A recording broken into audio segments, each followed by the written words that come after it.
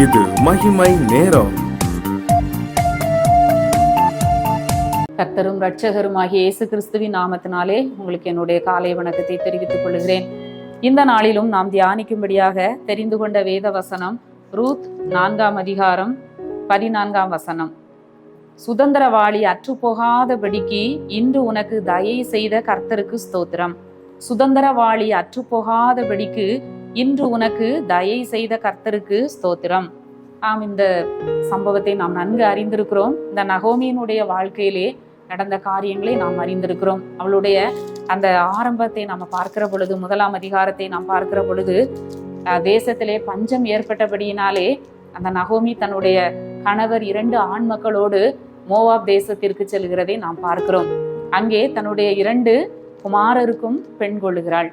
இப்படிப்பட்ட சூழ்நிலையிலே அந்த மோவாப் தேசத்திலே அந்த நகோமியினுடைய கணவரும் அவளுடைய 2 ஆண் மக்களும் மரித்து போகிறதை நாம் பார்க்கிறோம். நம்ம 1ஆம் அதிகாரத்திலே வாசிக்கிறோம், அந்த ஸ்திரீ எல்லாவற்றையும் இழந்து தனித்தவள் ஆனாள் என்று சொல்லி நாம் பார்க்கிறோம். அந்த நகோமியை குறித்து பார்க்கிற பொழுது, அவள் தன் புருஷரையும், அந்த ஸ்திரீ தன் குமாரர் 2 தன் புருஷனையும் இழந்து தனித்தவள் ஆனாள். ஏதோ ஒரு பெரிய கொடுமை பாருங்க.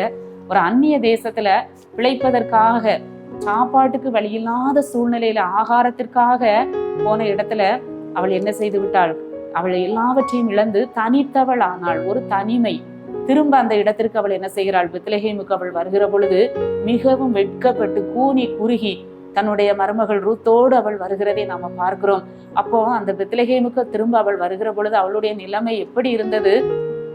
அவள் மிகுந்த வேதனையோடு வெட்கத்தோடு அந்த இடத்திற்கு வந்ததை நாம பார்க்கிறோம்.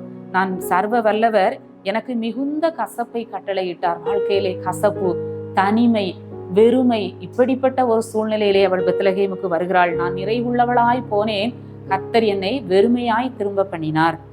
கர்த்தர் என்னை சிறுமைப்படுத்தி சர்வ வல்லவர் என்னை கிளேசப்படுத்தி இருக்கையில் நீங்கள் என்னை நகோமி என்பானேன். நகோமி என்ற சொல்லுக்கு இன்பமானவள் என்று பெயர். எல்லாவற்றையும் நான் இழந்து போய் தனித்தவளாய் நிற்கிறேனே என்று சொல்லி அந்த மோவாப் தேசத்தில் உள்ள அந்த ரூத்தோடு நிற்கும் பொழுது அவள் வேதனையோடு இந்த 1ஆம் அதிகாரத்திலே நாம் அப்படி இருந்ததை நாம வாசிக்கிறோம். அப்படிப்பட்ட சூழ்நிலையிலும் கூட எல்லாவற்றையும் இழந்து தனித்து சிறுமைப்பட்டு நின்ற அந்த நகோமியின் வாழ்க்கையிலே தான் கர்த்தர் ஒரு பெரிய காரியத்தை செய்கிறார். இனிமை வழி இல்லை, வாய்ப்பு இல்லை, இனிமை இவளுடைய சந்ததி என்ன செய்யாது, விருத்தி அடையாது, இவளுடைய வம்சம் பூமியிலே ஒளிந்து போகும் கூடிய நிலைமையிலே இருந்த அந்த நகோமியின் வாழ்க்கையில தான் அந்த ரூத்தின் வாழ்க்கையிலே போவாஸ் குறுக்கிட்டு, போவாஸ் மூலமாக ஆண்டவர் அவளுடைய சந்ததியை ஆசீர்வதிக்கிறதை நாம பார்க்கிறோம். அப்பொழுது ஸ்திரீகள் நகோமியை பார்த்து, சுதந்திரவாளி அற்றுப்போகாதபடி இன்று உனக்கு தயை செய்த கர்த்தருக்கு ஸ்தோத்திரம். அந்த போவாஸ் மூலமாக ரூத்திற்கு ஒரு ஆண் குழந்தை பிறக்கிறது. நகோமி அந்த பிள்ளையை எடுத்து தன் மடியிலே வைத்து அதை வளர்க்கிற தாயானாள். இப்படி ஒரு அருமையான ஒரு அவளுடைய பின்புலத்தை நாம பார்க்கிற பொழுது, பின் காரியத்தை பார்க்கிற பொழுது ஆண்டவர் எவ்வளோ ஒரு அருமையான காரியத்தை செய்கிறார். ஸ்திரீகள் எல்லாம் அவளை வாழ்த்துகிறார்கள். ஸ்திரீகள் எல்லாம் அவளை என்ன செய்கிறார்கள்? வாழ்த்துகிறார்கள். அங்கே ஒரு ஆண் குழந்தை பிறக்கிறது.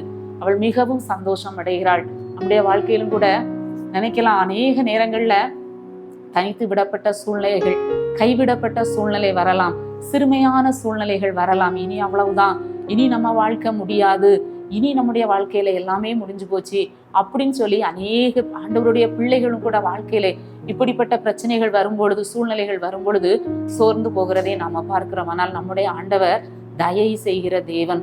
அவருடைய பிள்ளைகளுக்கு ஆண்டவர் இரக்கம் செய்கிற தேவன். கூட நம்ம வாசிக்கிறோம், ஆதியாகமத்திலே வாசிக்கிறோம், 45ஆம் அதிகாரம் 7ஆம் வசனத்திலே நம்ம பார்க்கிறோம். அங்கே இஸ்ரவேல் ஜனங்கள் மத்தியிலே, அந்த இஸ்ரவேலிலே அங்கே என்ன நடக்கிறது? பயங்கரமான பஞ்சம். கானான் தேசத்திலே பயங்கரமான பஞ்சம். அங்க என்ன செய்தாங்க? எல்லாரும் தானியம் வாங்குவதற்காக எகிப்துக்கு போறாங்க. அப்போ கடைசியில அந்த யோசேப்பு சொல்கிறதை நம்ம பார்க்கிறோம், பூமியிலே உங்கள் வம்சம் ஒளிந்து போகாமல் இருக்கும்படி ஆண்டவர் என்னை முன்னக்கூட்டியே எகிப்துக்கு அனுப்பினார் என்று சொல்லுகிறதை நாம பார்க்கிறோம். ஆண்டவர் நம்முடைய சந்ததிகளை, நம்முடைய வம்சத்தை ஒளிந்து போகாதபடி, அழிந்து போகாதபடி பாதுகாக்கிற தேவன். ஒருவேளை சுதந்திரவாளி இல்லையே, எனக்கு குழந்தை இல்லையே, எனக்கு வாய்ப்பே இல்லைன்னு சொல்லி மருத்துவர் சொல்லுகிறாரே என்று சொல்லி கவலைப்பட்டு கலங்கி போய் இருக்கலாம். ஆனால் கர்த்தர் சுதந்திரவாளி இல்லாதவர்களுக்கு சுதந்திரத்தை கொடுத்து ஆண்டவர் மகிழ பண்ணுகிற தேவனாக இருக்கிறார். அந்த சந்ததியை ஆண்டவர் ஆசீர்வதிக்கப்பட்ட ஒரு சந்ததியாக ஆண்டவர் மாற்றுகிறார். அவளை மகிழ பண்ணுகிறார். அயல் வீட்டுக்காரிகள் அவளை புகழக்கூடிய அளவிற்கு ஆண்டவர் அந்த நகோமியை உயர்த்தினதை நாம பார்க்கிறோம். சுதந்திரவாளி அற்றுப்போகாதபடி ஆண்டவர் செய்கிற தேவன். குழந்தை இல்லாத பெண்களுக்கு ஆண்டவர் கர்ப்பத்தின் கனியை கொடுத்து சந்ததியை ஆண்டவர் ஆசீர்வதிக்கிற தேவனாக இருக்கிறார். இந்த நகோமியின் வாழ்க்கை அதற்கு ஒரு பெரிய சாட்சி. முடிந்து போன சூழ்நிலை, அழிந்து போன சூழ்நிலை, தனித்து விடப்பட்ட சூழ்நிலை, சிறுமைப்பட்ட சூழ்நிலை, இனி அவ்வளவுதான் என்று சொல்லி ஊரார் பரியாசமாக, ஏளனமாக, பரிதாபமாக பார்த்த அந்த குடும்பத்தை ஆண்டவர் என்ன செய்தார்? சுதந்திரவாளி அற்று போகாதபடி, அந்த வம்சம் ஒளிந்து போகாதபடி, அந்த எலிமெலேக்கினுடைய வம்சம் ஒளிந்து போகாதபடி ஆண்டவர் என்ன செய்தார்? எல்லாரும் மரித்து போனாலும், எல்லா 3 ஆண்மக்களும் மரித்து போனாலும் கர்த்தர் அங்கே ஒரு புதிய சந்ததியை எழுப்புகிறதை நாம பார்க்கிறோம். ஆசீர்வதிக்கப்பட்ட ஒரு சந்ததியை எழுப்புகிறதை நாம பார்க்கிறோம். நம்முடைய வாழ்க்கையிலே எல்லா வாய்ப்புகளும் இழந்து விட்டோம், இனி வாய்ப்பு இல்லை, இனி நான் முன்னேற வழி இல்லை என்று சொல்லி, இனி எனக்கு குழந்தை பிறக்க வாய்ப்பு இல்லை என்று சொல்லி நினைக்கக்கூடிய சூழ்நிலையில இருந்தாலும் கர்த்தர் என்ன செய்வார்? இந்த நகோமிக்கு உதவி செய்தது போல ஆண்டவர் உதவி செய்வார். சுதந்திரவாளியை தருவார். புத்திர சந்தானத்தை கொடுத்து ஆண்டவர் ஆசீர்வதிக்கிற தேவனாக இருக்கிறார். பட்டு போன விருட்சத்தை நம்முடைய ஆண்டவர் துளிர்க்க பண்ணுகிற தேவனாக இருக்கிறார். பாழானதை ஆண்டவர் பயிர் நிலமாக மாற்றுகிற தேவனாக இருக்கிறார். நிர்மூலமானவைகளை ஆண்டவர் ஊன்ற கட்டுகிற தேவனாக இருக்கிறார். நம்முடைய ஆண்டவர் எல்லா சூழ்நிலையிலும் உதவி செய்ய வல்லவராக இருக்கிறார். நாம் அவரை நம்பும் பொழுது, நாம் அவரை விசுவாசிக்கும் பொழுது ஆண்டவர் நமக்கு பெரிய காரியங்களை செய்ய வல்லமை உள்ள தேவனாக இருக்கிறார். நம்முடைய வம்சம் ஒளிந்து போகாதபடி காக்கிற தேவன், சந்ததி அழிந்து போகாதபடி ஆண்டவர் காக்கிற தேவன்.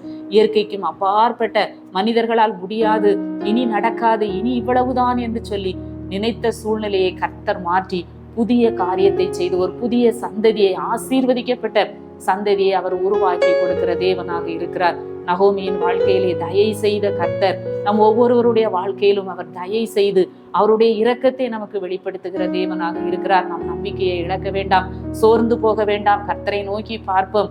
அந்த நகோமிக்கு நன்மை செய்த கர்த்தர் எனக்கும் நன்மை செய்யும் ஆண்டவரே, என்னுடைய குடும்பத்தையும் நீர் கட்டி எழுப்பும் ஆண்டவரே என்று சொல்லி நாம் ஆண்டவரிடத்திலே கேட்போம். இந்த காலை வேளையிலே ஆண்டவருடைய முகத்தை நாம் நோக்கி பார்ப்போம். எங்களை நேசிக்கிற நல்ல ஆண்டவரே, இந்த காலை வேளைக்காக உம்மை துதிக்கிறோம், உம்மை ஸ்தோத்திரிக்கிறோம். இந்த ஆண்டவரே, இந்த காலை வேளையிலே ஆண்டவர் எங்களுக்கு கொடுத்த நல்ல வார்த்தைக்காக உம்மை துதிக்கிறோம், உம்மை ஸ்தோத்திரிக்கிறோம். சுதந்திரவாளி அற்று போகாதபடிக்கு தயை செய்த கர்த்தருக்கு ஸ்தோத்திரம் என்று சொல்லி நாங்களும் உம்மை ஸ்தோத்தரிக்கத்தக்கதாக ஒவ்வொருவருக்கும் அந்த பாக்கியத்தை கொடுங்க, நம்பிக்கையை கொடுங்க, விசுவாசத்தை கொடுங்க. எந்த சூழ்நிலையிலும் தைரியத்தை இழக்காதபடி ஆண்டவரே, உங்க மேல வைத்திருக்கிற நம்பிக்கையை இழக்காதபடி காத்துக்கொள்ளுங்க. மீட்பர் இயேசு கிறிஸ்துவின் மூலம் ஜெபிக்கிறோம் நல்ல பிதாவே, ஆமென்.